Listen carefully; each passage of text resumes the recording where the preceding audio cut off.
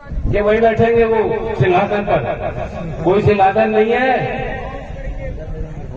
वे जनता की गद्दी है, सिंहासन नहीं है हीरे जवाहरात वाला सोने से बना हुआ। ये लूटने के खजाने नहीं है, वो समय चला गया। और आप जिन्होंने अंग्रेजों को भगाया, लड़ाई लड़ी, आप उन्हें बागी करार करोगे?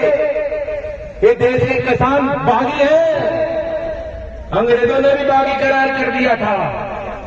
वीर गोकुला इसी क्षेत्र के, इसी धरती के, इसी कल्चर के प्रोडक्ट हैं।